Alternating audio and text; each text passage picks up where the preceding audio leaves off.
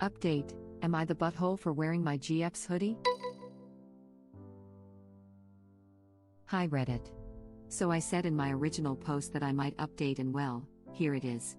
Original post: so this actually happened a week or two after my original post, but we've had a few unrelated family issues going on and I haven't been able to post. Like a few of you suggested, I did wear my GF's clothes at the next gathering. Nothing major, just some cute high-heeled boots, her pink sweater and a pair of her jeans. She also painted my nails a beautiful shade of pink and helped style my hair. Let's just say, by the end of it I wasn't looking like a stereotypical manly man. Not that there's anything wrong with people that do like more masculine clothes.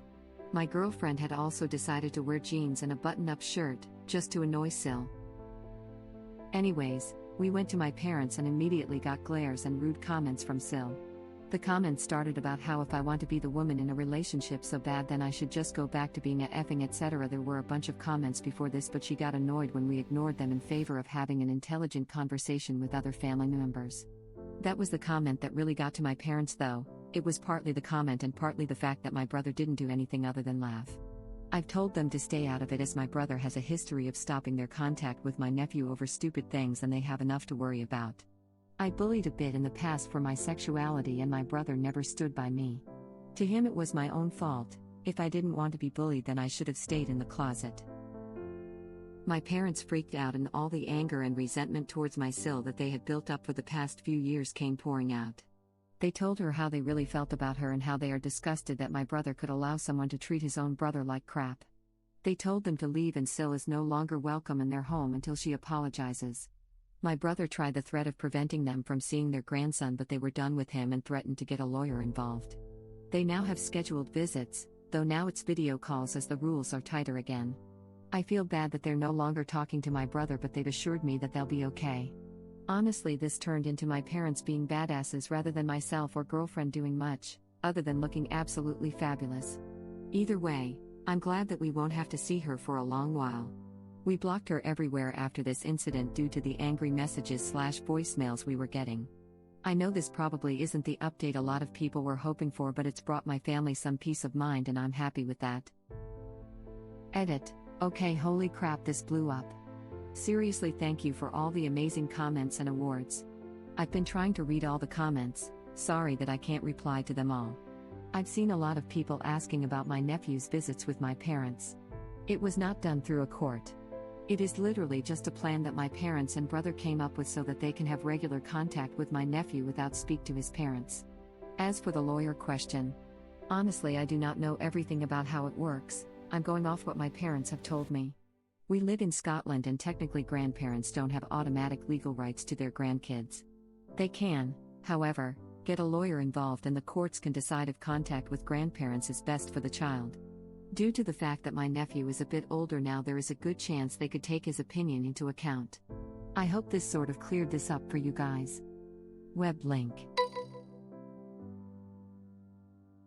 Man, this is the one time where grandparents' rights came in clutch. I hope you're doing well up. Edit: holy crap, I've never had this many upvotes. They just had enough. Honestly, they're kind of scary when they're angry. Thank you. You, your girlfriend and your parents are all badasses. I love this entire thread. Sorry your brother sucks so badly, but maybe this whole thing will show him how wrong he is to stand idle when he should step up. Best of luck to all of you.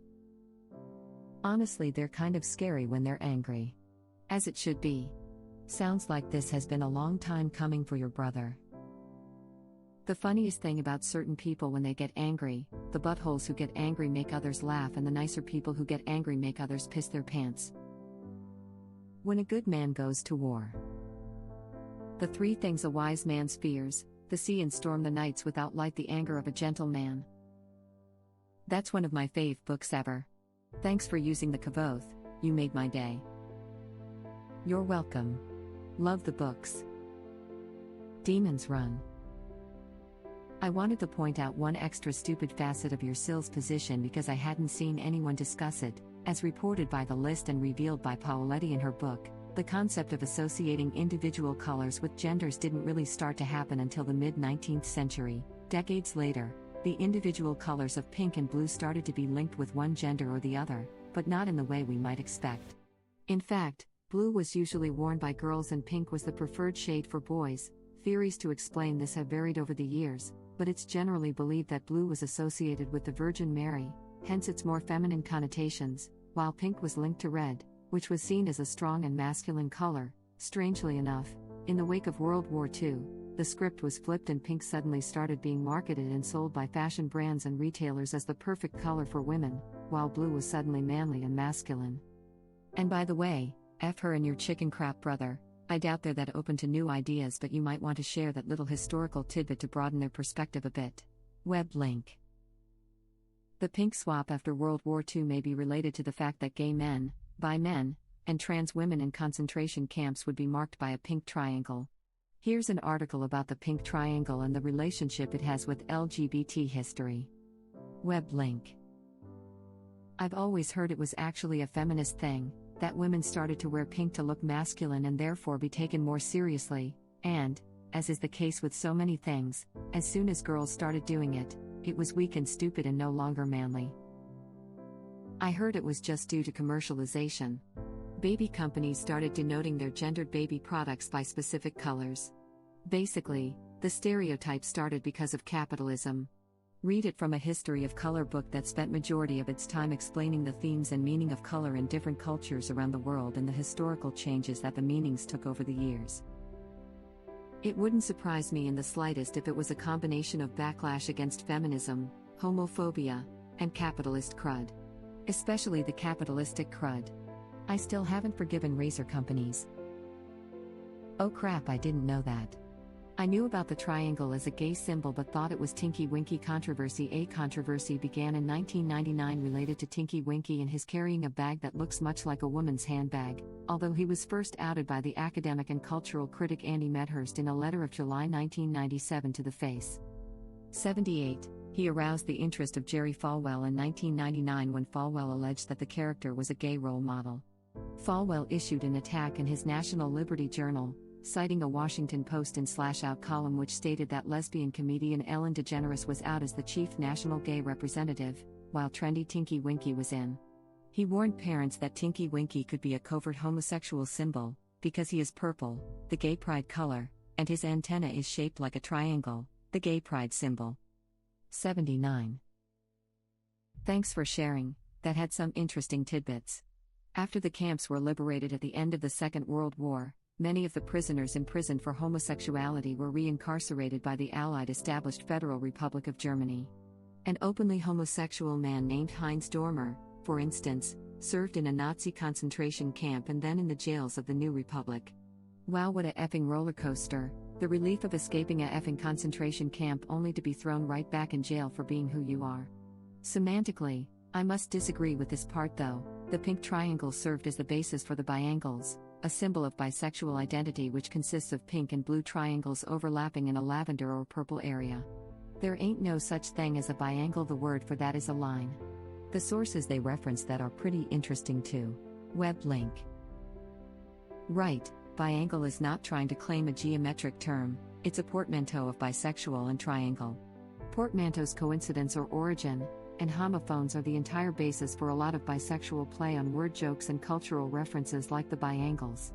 The biangles equals a very specific graphic that is an arrangement of two triangles, one pink and one blue, with an overlap of purple. It would be considered a logo if it was for a corporation. Lots of company logos get nicknames. I grew up in a NASA town, so we all reference the worm or the meatball, the two iconic NASA logos. Yeah, my bad, I was being a geometry dick, and I think channeling an argument I had with that geometry teacher in 8th grade. I will to admit to one other LGBT symbol-based moment of ignorance. I was working as a bouncer in college at a bar with a gay owner, and for one event they gave me a pile of stickers. Though I would later learn they don't exactly have them labeled this side up. So I spent a good while handing out what looked to me like pause stickers, which seemed like the wrong message to be sending about gay rights. I think it was only when I asked someone shouldn't it be a play button, or better yet fast forward, that they patiently smiled and turned it on its side and my dumbass finally got it. Web link. I'm wheezing, smiley face. My dad was born in 1934 and one of baby's sweaters was pink. I asked my mom about that and that is what she told me. Yes, If anything, she sounds like the type of parent that will deny her kid certain toys he might like because they're too girly or some nonsense. Like clothing or toys or colors have a gender. This is exactly the kind of update I was hoping for. I wish you and your girlfriend, and the portions of your family that don't suck, every happiness. Still going to post on just normal. My brother-in-law made me very uncomfortable. Only my husband stood up for me. Everyone else sided with Bill and we tried to cut contact. But now his parents are threatening grandparents' rights. Oh wow, laughing out loud, smiley face. The good thing though is that the mods are pretty good about spotting the obvious liars and trolls, or they used to be. I haven't been there in an age. True, they are. That's the only other place I've seen grandparents' rights talked about, which is why I thought of it, smiley face. My first thought was grandparent looking for rights are always the butthole, but these are the grandparents who deserve rights. I feel like context is important for every story, to be honest. I do too, but honestly I know some parents who don't have any rights anymore, and I certainly don't think the people who created them should have any rights either. I'm just biased. I really don't get why that's a thing. We stand with parents sticking up for their kids. Sad that your nephew is affected like this, but understandable. They are incredible parents, so lucky to have them. And yeah, it sucks. I hate that he's stuck in the middle of this, but he seems happy enough for now. I feel bad for your nephew though. Even if he wasn't in the middle and your parents didn't step in, he will be raised to either be ashamed or hide his sexuality if it is anything that your Sil doesn't like. That amount of negativity is never healthy. He will probably be raised to hide his sexuality if he's anything but straight, I guess. IDK, I feel like people like this instill a lot of shame and fear about sex just in general. Let's not just pile on the Sil-in-law here and ignore the fact his brother is quite clearly a homophobic too. Agreed. Silence is compliance, and that's bullcrap. It wasn't even silence. Original post said his brother laughed after she used that slur against him. He wasn't just silent though, he laughed. He's definitely homophobic. I've seen so many similar stories turn out badly that I was very pleasantly surprised by how this turned out. Super lucky guy. Best wishes. Can they adopt me, please? Don't feel bad about any of this. Your parents clearly had their own issues with Sil and this was just the last straw. Also, never feel bad about cutting crafty people out of your life, family or not. One good thing is that he will know what's happening. Rather than only seeing Sil's viewpoint and no one saying otherwise, he will see his grandparents supporting you. Hopefully this will mean as he gets older he will feel safe knowing that you all will stick up for him if he does anything outside the norm. I think it's for the best for nephew too. Even if his parents continue the toxicity as he gets older, he can turn to his awesome uncles GF, and grandparents for love, support, and acceptance as needed. And it's possible that Op's brother will realize, maybe I shouldn't treat my brother like crap now that there are consequences. Sil sounds like a lost cause, but she might learn to keep her opinions to herself. It's quite clear that he and Sil have the same opinion, he's just better at hiding it. Basically means superfan. It's either a portmanteau of stalker and fan or named after that guy in the Eminem song, depending on who you ask. Nowadays just used by people to identify as fans/supporters. Edit, as user SmokeEngraven16 points out, the portmanteau actually comes from the song, D the More You Know, Reddit link. Semantics, but Eminem specifically named the character and song stand to be a combination of stalker and fan, so technically it just came from the song. Oh, okay, that makes sense. I thought the guy's name was Stan XD, thank you. No worries. I'm pretty sure Eminem made him up for the song. It's not supposed to be about one specific person, but the overall craziness he saw in some of his fans and how he felt it could easily go too far and become a situation like that with no actual influence from him. I'll admit I'm not a huge Eminem fan or anything, but I find his songs and the meanings behind them super interesting. It's a fun Google hole to jump into if you have a free afternoon.